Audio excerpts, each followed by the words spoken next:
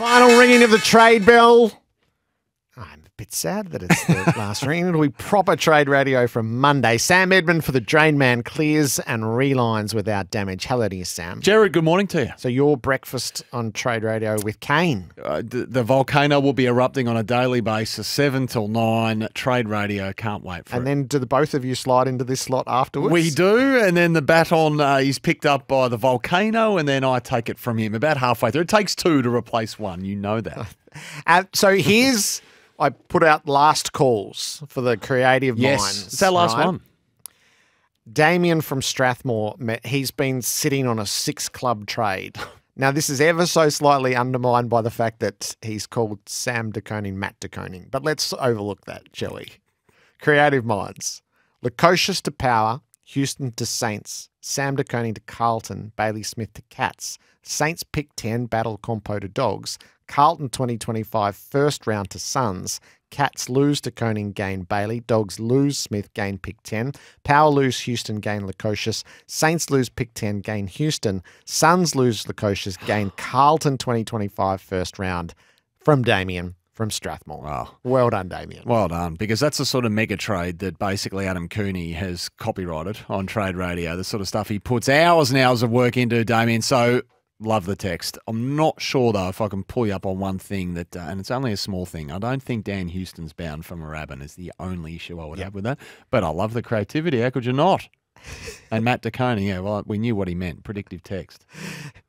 You didn't read this out last week, but you did say my name, laugh out loud, right? This was the one we blundered, so we didn't read it to protect the innocent. Okay. Don't use my name.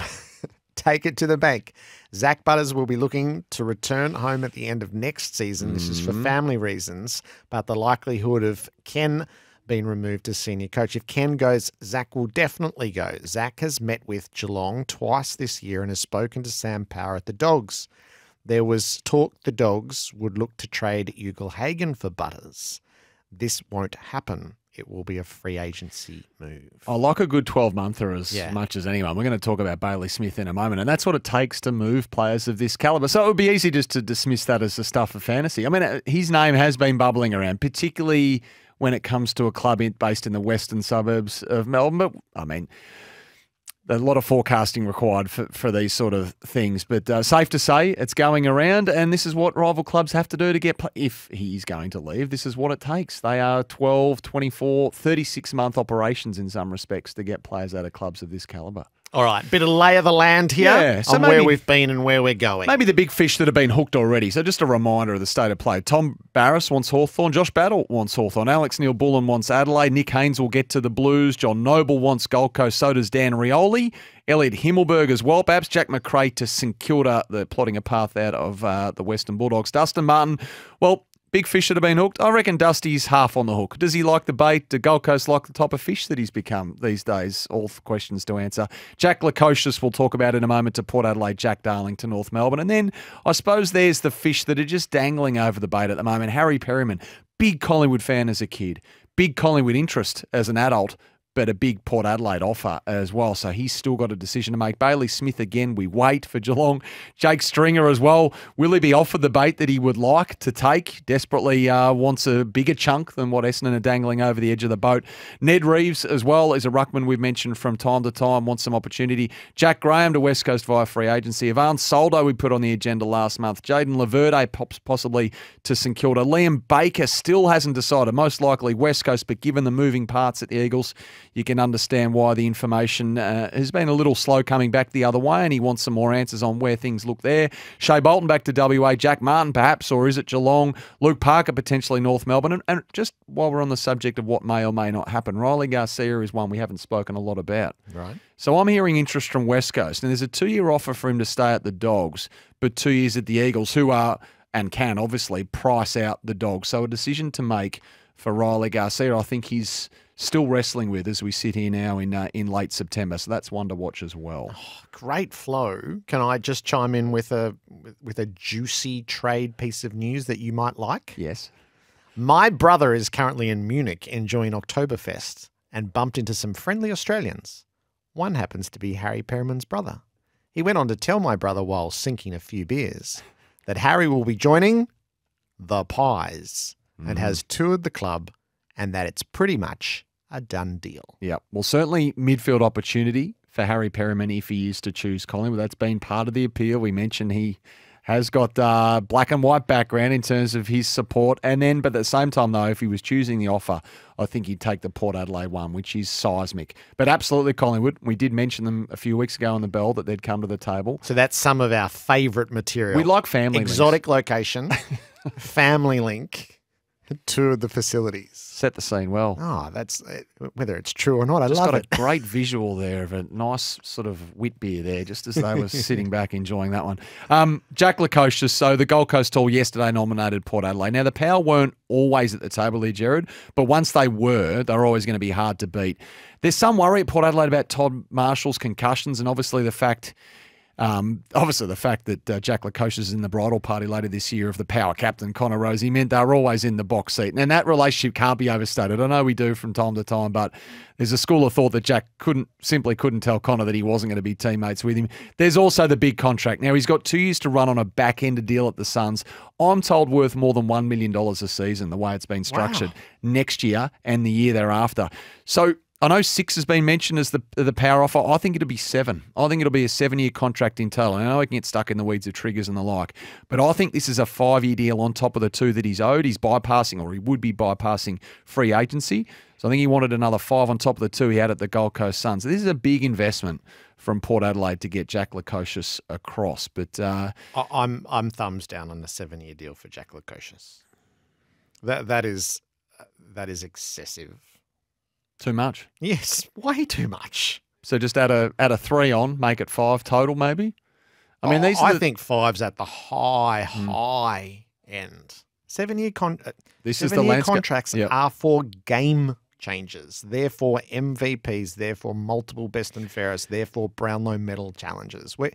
The lowering of the bar here across the industry staggers me. Yeah, I think with the number of pieces Port Adelaide have got in place, it does give them less flexibility. Now, people don't like to hear that, but they can shuffle the money around. It gives them flexibility to do other things on their list. They are very active in this space again for the 2nd year running as well. So I think that clubs have liked the flexibility they get with a longer-term contract that you don't necessarily get with a shorter one. But again, you're still making a commitment to the player over a long period of time.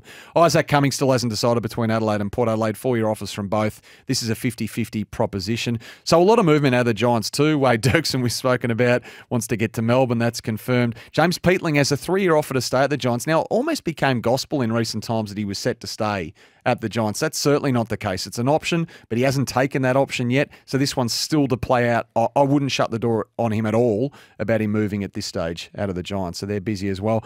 And Dan Houston. So Ivan Soldo, both want out of Port Adelaide. And last month we mentioned Soldo was disgruntled at Adelaide. It's been painted as a not happy in a city sort of thing, but that's only materialised because, well, let's be honest, he's fallen out of favour opposed to Jordan Sweet, and he's had some injury issues as well this year. Adelaide was fine until that happened. St Kilda does loom as his home after only 1 season at Alberton. And then there's Dan Houston, so bear with me here. Now, there's lots of questions for you, Sammy, on that, particularly from excitable North Melbourne fans. Yeah, I'm not sure about North Melbourne. I mean, I know they're at the table. So Port Adelaide need to do...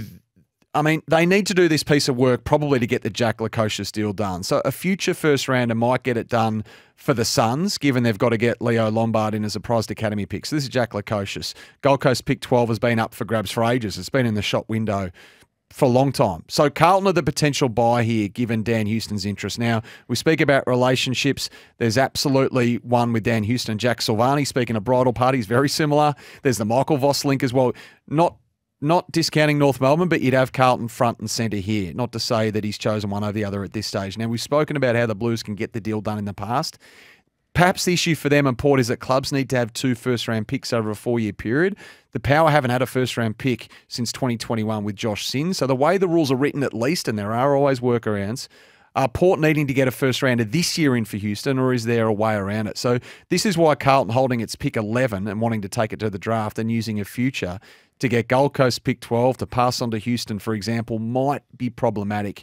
Would the Blues have to blink and part with pick 11, which is something they certainly don't want to do? And whether Jason Horne-Francis and the trade that Port Adelaide engineered for him means they have a workaround there, but that's a rule that we don't often speak about. 2 first-round picks over a 4-year cycle given Port have only used one, and it was back in 2021 for Josh Sin. Okay.